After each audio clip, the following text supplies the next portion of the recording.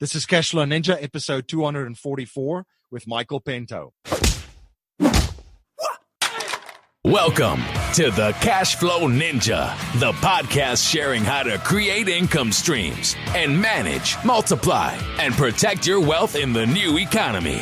Here is your host inside the dojo, MC Laubscher.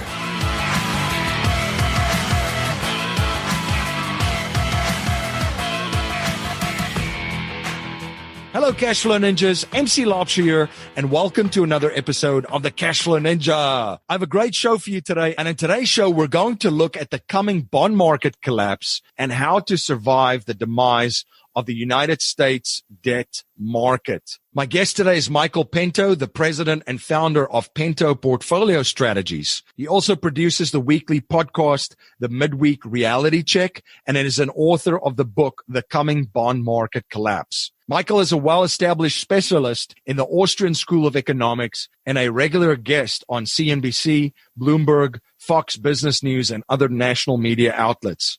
His market analysis can also be read in most financial publications, including the Wall Street Journal. He also acts as a financial columnist for Forbes, a contributor to TheStreet.com, and is a blogger at the Huffington Post. Prior to starting Pento Portfolio Strategies, Michael served as a senior economist and vice president of the managed products division of another financial firm.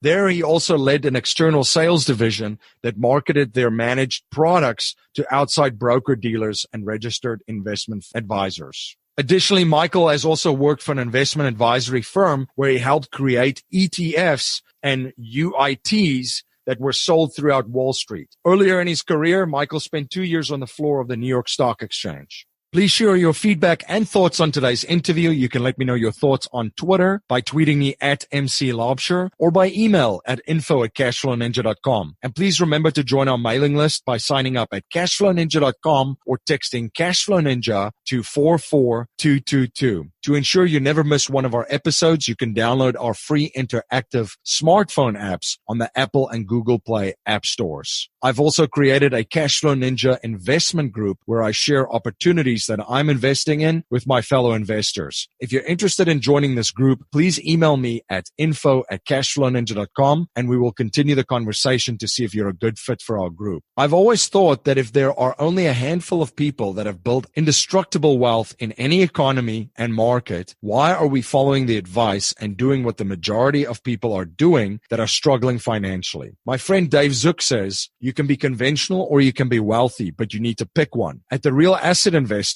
Dave and his company create value for investors looking for high yield returns from real estate ventures domestically and internationally. To learn more about the exciting investment opportunities the Real Asset Investor offers, such as the syndication opportunity at the Mahogany Bay Village in Belize, investment opportunities in the multifamily space in the United States, and ATM syndication opportunities, visit cashflowninja.com/real asset investor. Are you interested in real estate investing but don't know where to start? Join Ops Properties is the premier provider of turnkey lease option investment properties. With their proven system, you can have cash flow within 30 days. To get cash flow within 30 days, go to joinopsproperties.com. The wealthiest investors on the planet know how to capture their wealth and leverage it to perpetually grow it. If you're interested in learning the premier strategies of the wealthiest individuals and families on the planet, you can access an educational webinar at cashflowninja.com/be the bank.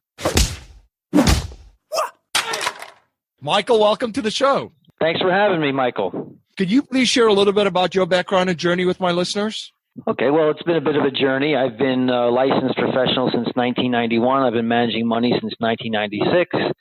I spent a little time on the floor of the New York Stock Exchange. I then became a senior economist for two very well-known firms and started my own shop here, Pento Portfolio Strategies, in 2012. And I record a weekly podcast. I manage money for a living based on an inflation-deflation model. I have a show called the Pentonomics Program, and now I'm on with you, Michael, so I really appreciate the time. Absolutely, and of course, the author of the book, The Coming Bond Market Collapse. Geez. See, I do so many things, I forgot to mention that. Yes, the author of the book, The Coming Bond Market Collapse. I wrote that in 2014, a little early, because I never in my wildest imagination fantasized that you'd have trillions of dollars of negative yielding sovereign debt and even negative yielding corporate debt in the world. So the book was a little bit ahead of itself, but still the bond bubble is going to collapse. It's going to be absolutely devastating. And we'll get into that a little bit more in the show. But yes, the coming bond market collapse. Do avail yourself of that book. What are you seeing currently out there in the global marketplace and the U.S. economy and in the equity markets? Well, I've gone on record for quite some time now, about 3 years, saying we're in the biggest bubble ever in the history of bubbles. It's a global bubble in nature. It's not just the U.S. dollar that's in a bubble. It's a global sovereign debt bubble. I mean, currently right now we have about $10 trillion worth of negative yielding sovereign debt. In other words, governments are borrowing money and paying you back no interest and less than your principal. That has never before happened in the history of the world. And what that means is that since every free market price is based off of or is a function of that risk-free rate of return, everything is now in a bubble. And just look at what's happening in the United States. Let's just focus on the United States for a second. Certainly not an isolated case, but let's just focus on the U.S. for just a moment. The fact that we have a treasury, a 10-year treasury note yielding 2.3% means that we have engendered a bubble in the stock market, the bond market, and the real estate market. So we have a record amount of debt margin-wise on the NYSE. We have a market cap to GDP ratio right now that's 140%. So the total value market cap of equities as a percentage of the economy is 140%, Michael. The average in that ratio is 50%. We have only been above that figure one time. That was at the tail end of 1999 and the beginning of 2000. That was at 150% of the economy. And we know what happened after that. We're at 24 times trailing gap earnings on the S&P 500. But it's not just the United States where we have record home prices and record bond prices and record low yields and record stock prices. Look at the European market for a second. The European has a bond market, junk bond market, yields less than treasuries, less than U.S. treasuries. Think about that for a second. You can buy the riskiest junk in Europe, and that's a risky continent, believe me when I tell you this, the riskiest of that debt, and it's yielding less than treasuries. Then look at Japan, for an example. Their 10-year note is 0%. That's the target rate, 0. That's what they want. The Bank of Japan wants 0%. This is an insolvent retirement home at the island of Japan. So we're in a lot of trouble here all over the world, and we'll get further into it in the interview, but just, for people who have retirement income, retirement savings, and they want to preserve that cash flow, you're about to get blown up in a big way for the third time since the year 2000. And you better start thinking about rethinking your buy and hold strategy, because you're going to need to do so in spades in the next coming quarters. You touched on the debt, and governments are all completely bankrupt. States are bankrupt. Municipalities are bankrupt. Towns, pension funds are pension funds. Yes, and that's where I was headed with this, because there would be a lot of our listeners listening, especially in California and New Jersey, with a lot of pensions. There's teachers' pensions, firemen's pensions, police pensions, a lot of these state pensions. How does this play out for these folks? What is going to happen with regards to this now unraveling pension crisis, which is really... Well, they're going to default. Michael, there's going to be a default. It's either going to be an explicit default or it's going to be an implicit default. In other words, they're going to say, listen, we owe you a pension of $80,000 a year, for example, if you're a teacher or fireman, policeman, we owe you a pension of that, and you're going to get half that, 0.5, divide by 2. Or we're just going to monetize the debt away. Listen, the problem is that after 2008 collapse, all these pension funds, they switched to fixed income because they didn't want any exposure to the equity market. They're promising a return of 8% per annum, and they're getting 2% per annum. And they're getting this very low return because of very low bond yields. And then they also have some equity exposure, but the equity exposure is increasing at the very worst time possible. So we're going to have another recession, but this next recession is going to be much, much worse than any other recession we've ever seen in this country because we don't have the bullets in the chamber. The Federal Reserve has interest rates now on the Fed funds rates at 1 to 1.25%. Maybe they get to 2% by the time the recession starts. That's only 200 basis points. And the Fed's balance sheet, 200 basis points of ammunition that they can take out of they can fire off. So they take back the 200 basis points, or back to zero. But the last recession, we were at 5.25% in 2006 on the Fed funds rate. That can be taken all the way to zero. The Fed's balance sheet was $700 billion in 2007. Now it's $4.5 trillion. So there just isn't the immediate salve to fix the problem once this recession starts. And the recession is going to start from a stock market, as I said, that's 24, almost 25 times earnings. If you look at total market cap to GDP, median PE ratios, price to sales, this is the most or the second most expensive market in history. And when it collapses, it's going to wipe out all the pension funds. Remember, they're 8% per annum. They have in their models to make them solvent. Well, they're going to have a huge issue when the market drops 50% for the third time since the year 2000. What are they going to do? We're talking about helicopter money. We're talking about negative interest rate policies. They're already starting to talk about going to this is why the Federal Reserve, by the way, is so enamored with Bitcoin. But they're really not really enamored with Bitcoin. They're enamored with blockchain because they want to go from a paper currency to a digital currency. And in that way, they can make interest rates negative. In other words, your money's in the bank or you can spend it. There is no hoarding of cash or savings, which is why I love gold so much. So, once Powell comes in and Goodfriend comes in, the next recession starts to overtake the economy. That's when you're going to see some of these things happen.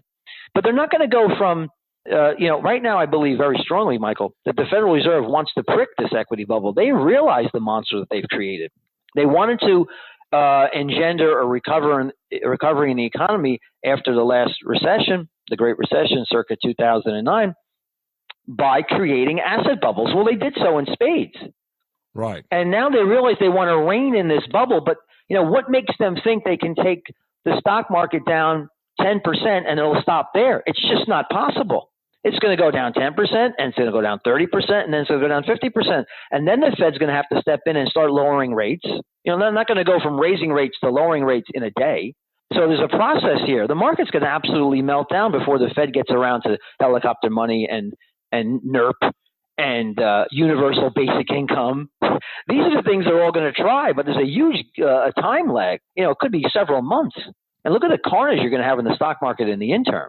So, you have to understand where we are. This is a totally ephemeral ersatz structure underneath these asset bubbles. Central banks are now taking back their stimulus. They're going to pop these bubbles, and it's going to be watch out below. What will be the big prick that takes down the equities bubble? Well, it'll be what it always is, Michael. It'll be a flat or inverted yield curve.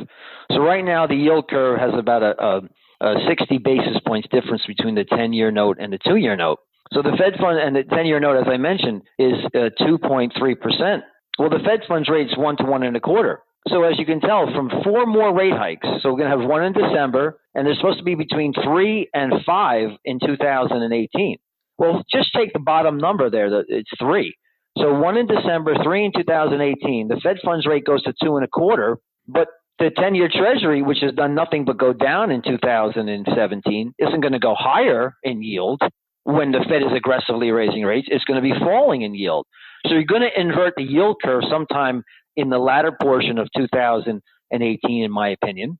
Not only that, but you have central banks that are going to be going from $120 billion worth of stimuli each and every month, going from $120 billion to $0 in October of 2018. The Fed's going to be selling $50 billion of their balance sheet in by the October of 2018. The ECB, the European Central Bank, will be out of QE in 2018. That's going to leave just the Bank of Japan, and assuming they don't pull back, which I think they have to, otherwise the yen the value of the yen is going to collapse. If the Bank of Japan pulls back a little bit, then you're going to have, like I said, 120 billion a month of stimulus to zero. So there goes all of the air, all the jet fuel that's been forcing up asset prices comes all the way off. And you have an inverted yield curve, and you have no more central bank stimulus. You talk about a collapse in asset prices like we've never seen before. And that's going to bring about a recession like we've never seen before. And then you're going to have central banks forget about the value of fiat currencies. Right now they're maintaining their value. First of all, they're measured in pairs, so it's hard for the dollar to go down against the yen or the euro because all these central banks are doing the same thing. But citizens have faith in fiat currencies right now. That goes away, I think, a very good chance that it goes away in 2018. Because if they can't sustain a viable economy with a Fed funds rate at 2% and the 10-year Treasury at 2%, and the Bank of Japan can't provide a viable economy at 0% 10-year note, and the European Central Bank can't provide a viable economy when the German 10-year note is 0.3%. I mean, if the citizens understand we can never normalize interest rates without collapsing the economy, then there's going to be no faith left in fiat money. It'll lose its purchase power in spades against precious metals, not just Bitcoin, which in my opinion is a scam. It against precious metals, and then you're going to see inflation run out of control. So please don't be lulled to sleep by what's happening today. You're looking at unprecedented chaos as the central banks have the hubris to believe that they could raise the level of debt. Don't forget. Let me just make this very clear. Why am I so negative? We fixed nothing in 2008, 2009. We didn't deleverage the economy. The economy added $70 trillion worth of debt. China went from $6 trillion in 2007, $6 trillion worth of debt, to $30 trillion in debt. Japan, that all-time record debt to GDP. U.S. went from about 40-50% debt to GDP to over 100% debt to GDP. There's been no deleveraging in aggregate. There's been a massive re-leveraging of the economy and a massive rebuilding in asset bubbles. So the idea that interest rates can normalize, as the hubris that the central banks have, is ridiculous. But they have to, because they realize the bubbles they created are unsustainable. So either we hyperinflate or we have a massive deflationary depression. And that's why I had built this firm, by the way. That's the genesis of this firm. I manage money in the investment style of hedging against inflation and hedging against deflation, because those two opposite dynamics in the spectrum are going to be devastating in the future.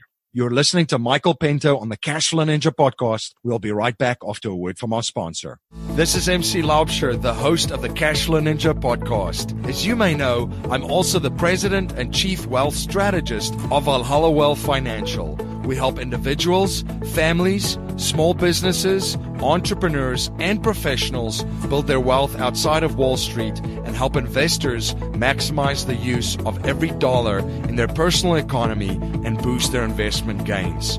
We do this by combining the capital and investments with the financial vehicle of the wealthy according to the infinite banking concept. If you're interested to learn more about privatized banking and the infinite banking concept, you can access an exclusive webinar at cashflowninja.com/be the bank. You're listening to Michael Pento on the Cashflow Ninja podcast, and now back to our interview. So how does the average person and how do listeners protect themselves? What are some of the strategies and portfolio allocations that you guys are looking at your firm? Well, I'll tell you one thing, Michael. First thing we don't do is buy and hold stocks and bonds, especially when they're both in a bubble. So we have a model that I created myself, a proprietary model, that figures out where we should be on that inflation-deflation spectrum. So right now I believe we're headed towards a deflationary cycle. If you look what's going on with yield spreads, what's going on with break-even spreads, what's going on in high yield, these are some of the examples of my model components. So when I see we're going for a deflationary cycle, I will be holding lots of cash. I will be owning dividend-paying stocks, and I'm going to be prepared to short the stock market using inverse ETFs. I'll be shorting high yield. I'll be shorting commodities. This is where you can't be a stop clock, because once the recession becomes manifest and the stock market drops 50% or even greater, then we're going to switch to helicopter money, universal basic income, negative interest rates. You don't want to stay in a deflationary hedge at that juncture. You want to hedge towards inflation. So we're going to move on the other side of that spectrum and own precious metals. Right now we have about 10% of the only 10% of the portfolio in precious metals. And that'll be going up very much increased after the next recession becomes manifest. Yeah, that was my next question of where you see the precious metals, gold and silver going. And you've mentioned universal basic income a couple of times. I can see that they're buttering people up on the media for this. If you can speak to the precious metals a little bit first and then touch on that, do you think that's a reality? Because I could see them greasing the skids for this. Well, that's where the Keynesians want to take us. I mean, if you look at the evolution of monetary policy, you know, we used to have a Fed funds rate that was around 6%, and they kept on lowering it. After every iteration of a recession, it went from 6% to 5.25%. Now it's 0%. They really went all the way down. It was 1% between 2004 and 2003, 2004. Went all the way up to 5.25%. Now it's 0%. That's the baseline now for interest rates, is now 0%. So the Federal Reserve is out of bullets, really. They've already spent all of their ammunition. All they can do now, the next iteration, is not just quantitative easing, because quantitative easing involves primary dealers. It involves sending money to private banks and let's see what they do with that new credit. No. That's not going to be good enough to immediately extricate us from this next recession. They're going to have universal basic income. They're going to circumvent the banking system and monetize treasury debt directly. So the money gets into the citizens' hands, the populace's hands immediately. See, these are the kind of things they're going to need to do. Negative interest rates. And that's why they're greasing the skids. Like you said, they're buttering us up. What are they buttering us up for? Why is Mr. Goodfriend now going to be part of the Federal Reserve? You're not going to be able to hoard money. So money is going to be becoming digital. It's going to move along that blockchain. They'll probably have a central bank created public blockchain. And all you can do is spend your money or leave it in the bank and lose interest. It's about control. Because the one thing you have to agree with me, Michael, the free market is dead. There is no market anymore. There's only small vestiges of the market. I mean, after all, if you look at, let's just take an example again. I'll bring Japan back into the conversation. What would the free market price a Japanese 10-year note? What would that yield be? Would it be 0? Probably not, right? I mean, if you're 250% debt to GDP, who is buying this other than the Bank of Japan? Would a German 10-year bond be yielding 0.33%? Probably not. Would the Federal Reserve be owning $4.5 trillion of mortgage-backed securities and treasuries? Probably not. Would the 10-year note be trading at half nominal GDP? Probably not. When it should be trading at 4.5%, 5% right now in a free market. But what would that do to the housing market, where it's sitting at record highs, going up 6-7% every year? So the free market I don't think the free market can ever be allowed to exist without creating a depression on the journey there. So, central banks are greasing the skids, they're buttering us up. Their control, albeit extensive as it is now, is going to rapidly increase after the next recession. And you better be prepared for it. And I agree with you on the digitalization of it too, because I mean, I wouldn't be surprised if they roll out a Fed coin in the next couple of years or something like that too. Banks, I don't trust them at all, and neither should anyone listening to this. People having a lot of money in the bank, what advice would you give to them? Well, I recommend, and speaking my own book here, I recommend a company called Gold Money that enables you to keep your money in gold so you can actually exit the fiat currency regime. So instead of keeping your money in the bank, where they can say, hey, by the way, now we're going to a blockchain digital currency, the Fed token that you just mentioned. And instead of giving you money, the banks used to give you toasters and nice rates of return when you opened up a savings account. Forget about the toaster. And instead of giving you, 6% on your money, we're going to actually charge you 6% on your money. So every year you're going to lose 6% of your principal. There's nothing you can do about it. You have to spend your money. So you're going to create the velocity of money will increase. The monetary base will increase. So what are you going to do to protect your purchasing power? You could take your money out of the banking system, own gold, and spend it using digital gold on a private blockchain. That's what this company that I just mentioned does. So you can now go back to having a currency backed in specie, so a gold-backed currency. And it's even better than ever before because you can spend your gold in fractions of a gram all around the world. So, these are some of the things I'm doing to prepare from this eventual collapse of the global monetary system.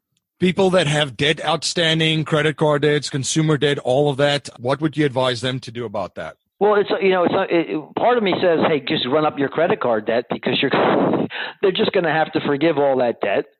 But then interest rates are going to become unglued. So if they don't forgive the debt, your debt service payments are going to skyrocket and you're going to be bankrupt.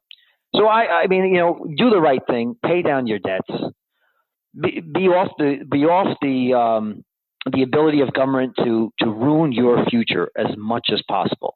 So that's paying down your debts, and that is getting out of the fiat currency regime. Both those things are true. And by the way, one thing I want to tell you, make sure I mention to you, you absolutely must get out of the mindset of buying dips and buying and holding both a 64, like this, the typical modern portfolio theory of holding 60% stocks and 40% bonds, or some combination of that depending on your age. It's going to be worse than the 1970s. In the 1970s, bond prices didn't really go anywhere. The stock market didn't really go anywhere, and you lost a hell of a lot of money if you own bonds. So being diversified in a balanced, quote unquote, balanced portfolio isn't going to help you if both those assets are in a bubble at the same time. And that has never before happened in history, but it's happening now. And when it bursts, you're going to lose money on both sides of it. So the bond prices are going to crash, the yields are going to soar. And as that happens, you're going to lose a significant portion of your savings that are in equities. Now, Michael, a core message in our show is to leave families, communities, and the world better than we found it by passing down a mindset, values, and principles to future generations, not just money. So if you cannot pass on any money to future generations, and we're only allowed to pass on 3 principles to them to build wealth and achieve happiness and success, what would they be? You want me to give you 3 principles? Well, I would say God, family, be loyal to your spouse, raise your children well. A God-fearing family is very important. And then be smart and independent about your thought process when it comes to your money. I guess those are my 3. Michael, how can my listeners learn more about you, your company, your podcast, and stay informed of all of the projects that you're involved with? Well, they can go to my website, which is pentoport.com. There's a free subscription to my podcast. It costs $49.99 a year. I put that out every Wednesday. It's about 15 minutes in length. Of course, you mentioned my book, thank you very much, which is The Coming Bond Market Collapse. I manage money for a part of my living here, so it's an inflation-deflation portfolio. You can email me directly at mpento@pentoport.com. The office number here is 732-772-9500. Don't worry about reaching out to us. We won't bite you. We're here to help you.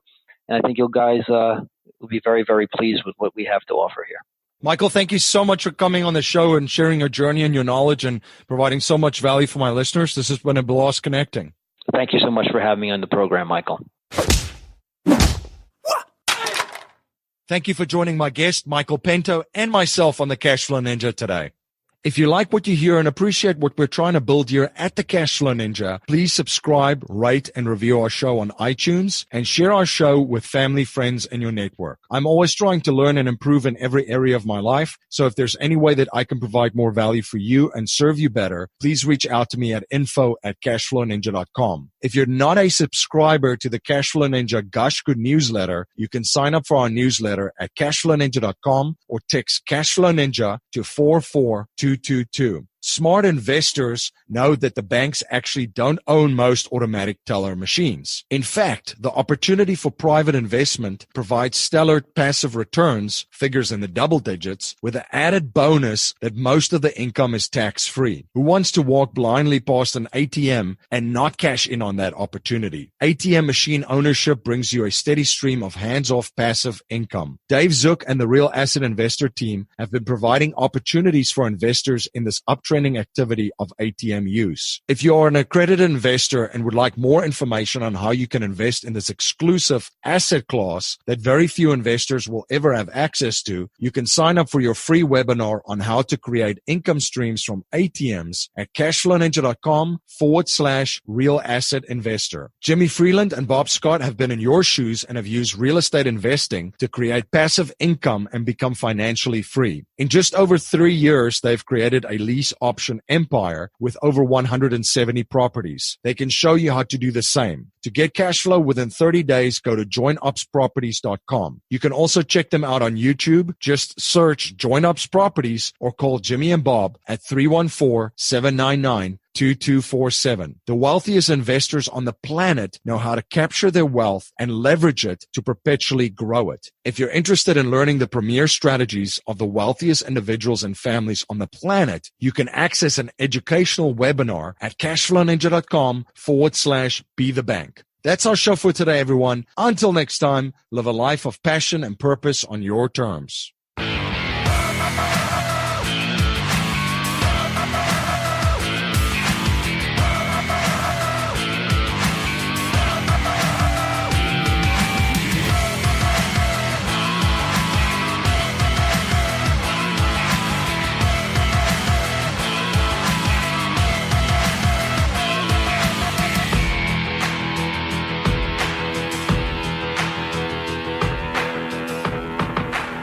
This presentation is for educational and informational purposes only. The information being presented and considered does not consider your particular financial objectives or situation, and it does not make personalized recommendations. This material is not intended to replace the advice of a qualified tax and legal advisor or other qualified professionals, and you should not use the information in place of a customized consultation with a licensed professional regarding your specific personal financial objectives, situation, and needs. We believe the information provided is reliable, but we do not guarantee its accuracy, timeliness, or completeness.